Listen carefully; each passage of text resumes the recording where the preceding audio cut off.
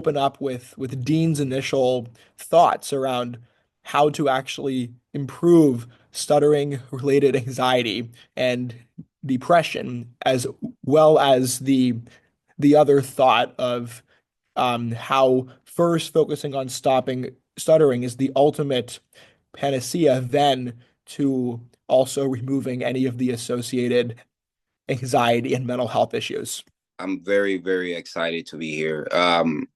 I joined the community about 2, 3 months ago. I was always able to attend, but I was doing night shift. So now I'm back to day shift. So now I'm able to join the meetings. So anxiety is a pretty interesting topic because I think anxiety is neutral. It can be a positive thing or a negative thing. I remember before it became a negative thing for me, it was just me being a hyper kid and just being anxious to do things, like being zealous to do things, not afraid to do them.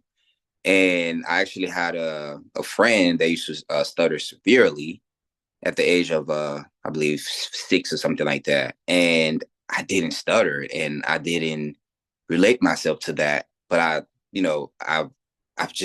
was just curious of what was making him so uncomfortable, and it was anxiety from his perspective because of how his childhood was, and he wasn't, you know, outgoing, and he pretty much stayed in the house, and I was the one going, to see him and talk to him a little bit, but he was a very reclusive kid. And I then, you know, fast forward for me, at the age of 7, I guess, um, that's when I guess stuttering became a reality in my world.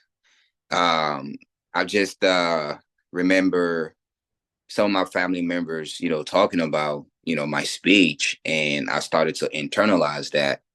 And, you know, I remember a friend one time met me, outside and just asked me, do I stutter? And that was like the first blow to me. Like, I was like, what? I do? And from that point on, it just became something that I was conscious of, and that's where the negative anxiety started. And every time I would kind of meet someone, I would just, think about it.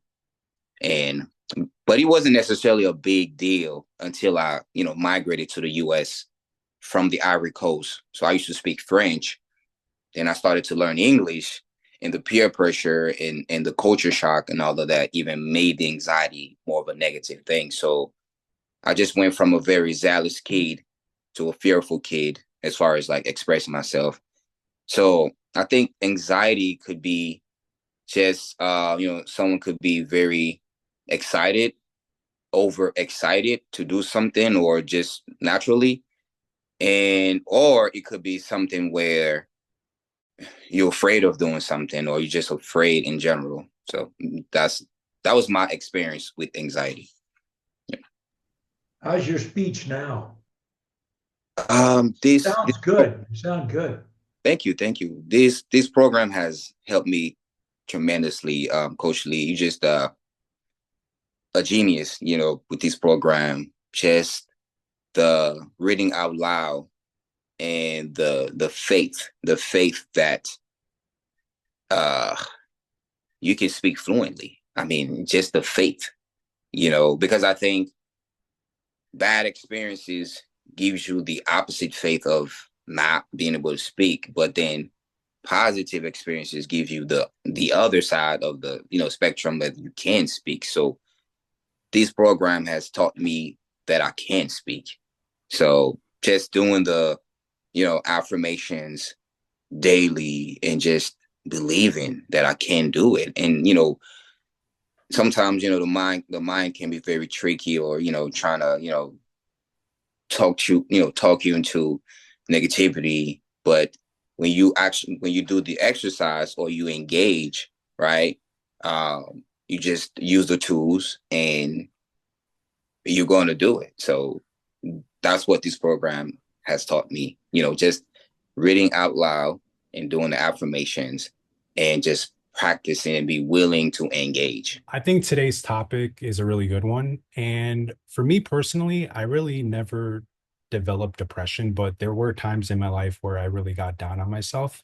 And especially, because of my situational stuttering with blocks.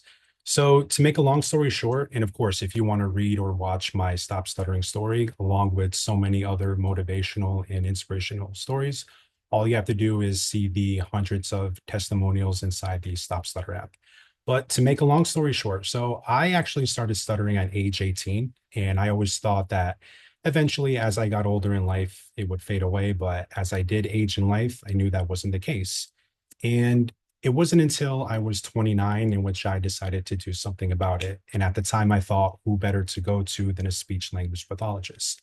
Now, mind you, for 11 years, I basically suffered in silence, and unknowingly, I was already a master at using crutches 2 and 5, finding a similar word or synonym, and especially telling a story about the feared word. So, back in early 2019, I thought me going to see an SLP was basically going to cure me of all the mental problems that I was having in my life. But unfortunately, and as some of you may know, speech therapy really doesn't work well. As I tell people, all SLPs out there do mean well, but 90% of them have never stuttered a day in their life. And that's why I always say it takes a stutterer to know a stutterer. And I was so eager to start my journey with my SLP, but after 8 to 10 months, wasting close to $1,000, I did not feel an improvement whatsoever. And if anything, it just compounded my stuttering problem even more.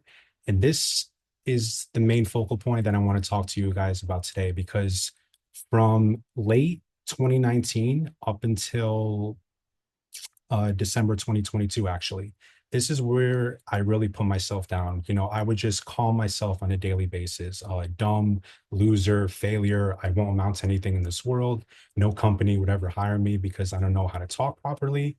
And everything just reached a boiling point, and it's actually going to be 2 years on December 23rd, where I just remember crying my eyes out for 30 to 40 minutes straight, thinking that I would have to live the rest of my life as a stutterer, because the following day was going to be Christmas Eve, and I just detested the thought of spending another holiday with my family, basically sitting alone in a corner watching everybody mingle. And there I am, feeling sorry for myself, wanting to jump into conversations, but unfortunately I couldn't, because again, I had a big FFW problem, which stands for a first feared word.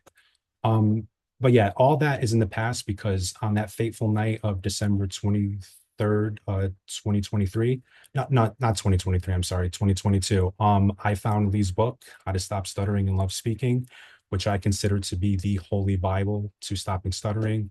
I basically read this thing in under 2 to 3 weeks. And as I tell people, yes, this book and program did help me stop stuttering, but the single greatest takeaway was by far adopting mind training treatments. And now I can even tell you the last negative thought that I had about myself, and especially pertaining to my speech. So, to anybody here, even if you don't find help in improving your stutter, even though this program will, if you put the practice into place, if you pick up anything from this amazing program, please, for the rest of your life, adopt daily mind training treatments, because it will elevate your life in ways you never thought possible. To answer Dean's question, I was really, depressed during my school days because I used to stutter a lot at my school. Once I remember when the teacher asked me to read aloud in the class, right? I got stuck on a word and all the students around me started to laugh. So that was the first incident I remember myself as a stutterer. And stuttering is obviously a sense of failure. I was a very smart kid, okay? Honestly, I was a smart kid. and and only I knew that I was smart. Nobody else knew. The reason is whenever the teacher asked a question, I knew exactly what to answer, but I couldn't answer for the fear of stuttering. So that was really tormenting me a lot. I knew the answer, but I couldn't say it. That sense of failure it's like undefeatable. And I also had very severe stutter where I used to force words. My pattern of stuttering was not blocks, but it was forcing words. So literally, I would appear speech disabled, wherein I would force words for like 20 or 30 seconds. And due to that, I was ostracized. I didn't have many friends, and I was a loner basically during my school days. And at my college days, I didn't want to, show this side of me. So I started to become more participative in all the events that didn't involve speech. For example, I joined the dance club, I joined, the acting club, the mime club, etc., where I don't have to speak at all. And I excelled in every single thing. And stuttering has always been my strength because I wanted to prove it to myself. If I'm not able to speak, I should excel in other areas. Right. And that forced me to learn new words as well. Every day I used to learn 10 new words in English, and I try to use it. Those new words help me to, replace my feared words oftentimes. So that really helped. And I read lots of newspapers every day, and I used to read lots of books as well. But the moment I joined WSSA, I mean, initially WSSA was not there, but the moment I Skyped with Lee, Coach Lee, right, my entire life changed, and I was able to excel at my speech as well. So that was like, a turning point in my life. So from that moment till now, by my hard work and Coach Lee's phenomenal method, the neuroscience method, everything helped me. And I can say that all those, black days has turned very, very colorful. So thank you so much, Coach Lee. And I would like to thank the entire program for that. Thanks, Pratyusha. I just want to say Pratyusha started stuttering at 13 when her father died. Yeah. And she came to us about 7 years ago, and she practically broke the speed record in learning our methods and became fluent. And as you can hear today, she is a flawless speaker, and she can rise to any level she wants in public speaking. She owns the world in it. So bless you, and thanks for the kind words.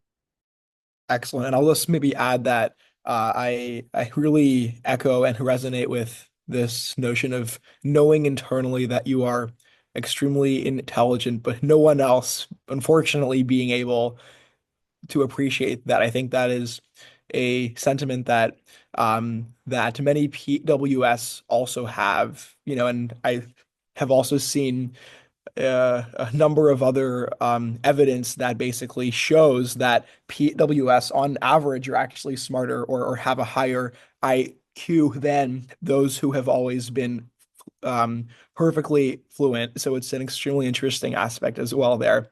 Yeah, this is a very interesting topic. I've also had a lot of issues with anxiety, especially, which I think it kind of makes sense, because speech is something that we do all day with every people, be it with family, friends, uh, at work, at school, at college, everything. And it's a thing that is quite attention seeking. You are always thinking about your speech, you're always thinking about your stuttering. And if you don't have the tools to actually manage this, of course, it's normal that the anxiety goes up and rises, and then it becomes a feedback loop.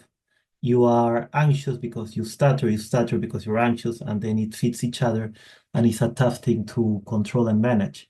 I think it is very interesting how this talks to the fluency ladder in a way. I think a way of merging both is that the fluency ladder is just the difference in anxiety levels. You are very calm when you talk alone. You don't feel any anxiety, then you don't stutter.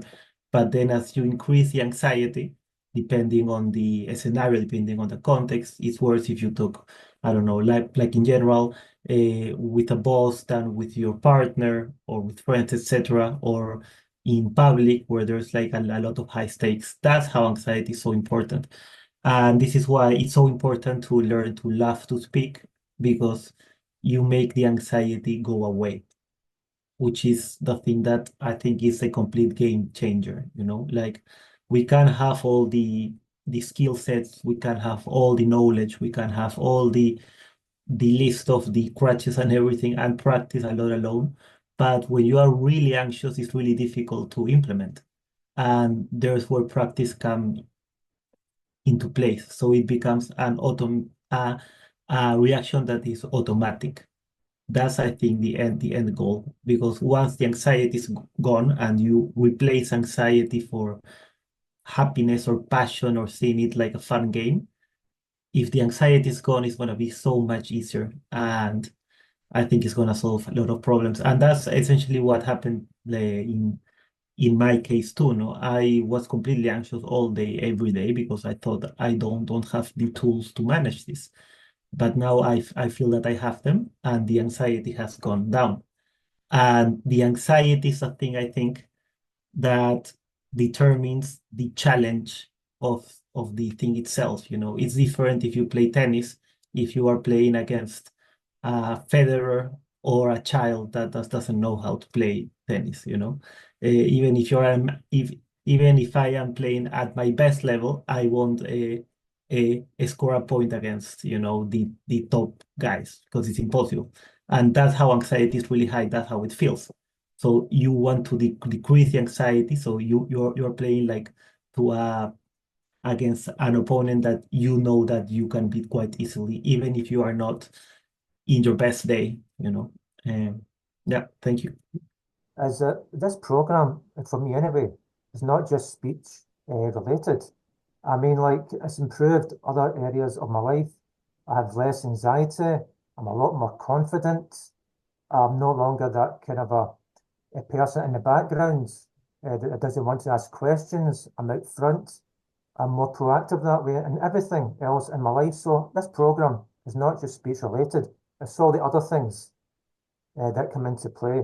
And as a result, your speech improves anyway, because you're more confident, you're less anxious, and you're just basically your general well-being is much, much improved.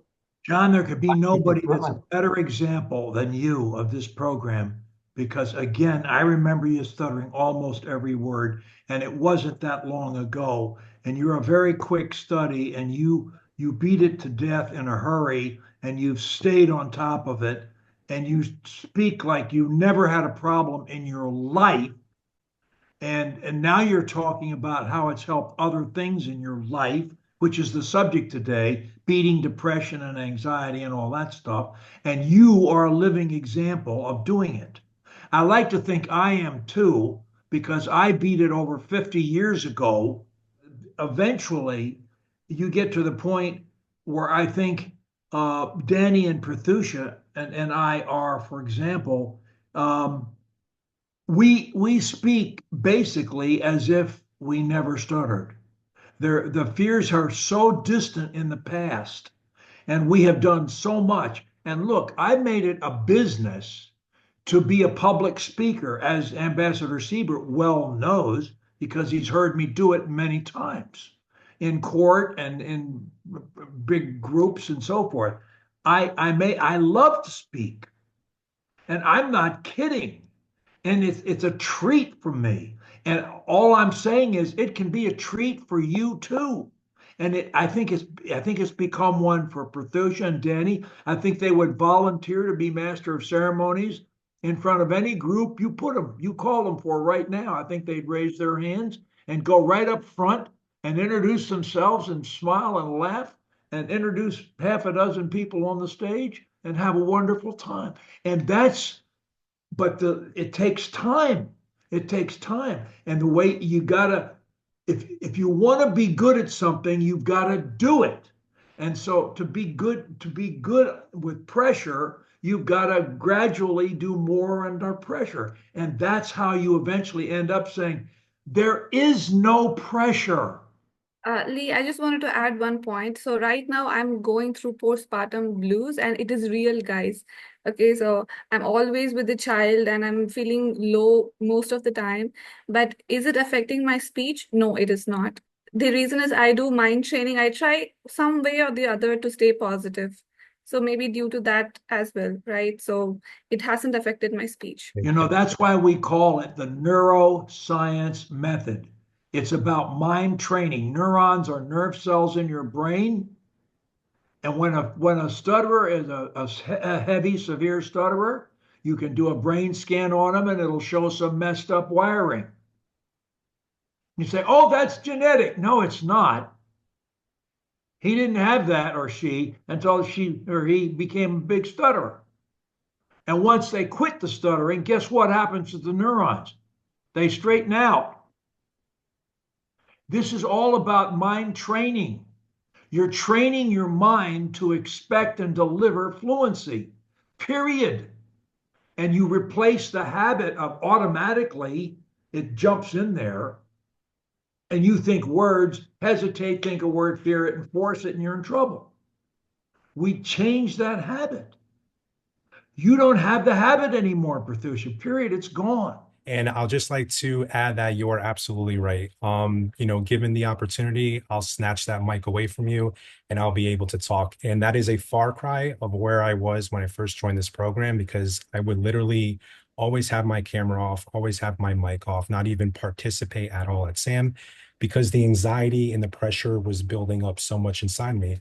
But you eventually have to ease into your speech comfort zones. And when you start thinking solutions to the problem and not negatively thinking about the problem itself, all your problems will go away. So I'll end by saying, as the brilliant French soccer player used to say, that you can feel the pressure, but just don't become pressure. So with that, if you're feeling pressure, just, you know, stick to your speech plan and especially start reciting one of your positive affirmations in your head over and over and over again. And that should help you get by the goal line. So on that happy note, it is time to close our meeting. I hope that you enjoyed exchanging thoughts with ex-stutterers and those fast becoming ex-stutterers. I will now end with our motto. Feel free to say it along with me. If you can say one word anywhere, anytime, you can say and love to say any word, anywhere, anytime. Until next Saturday, have a great weekend, my friends.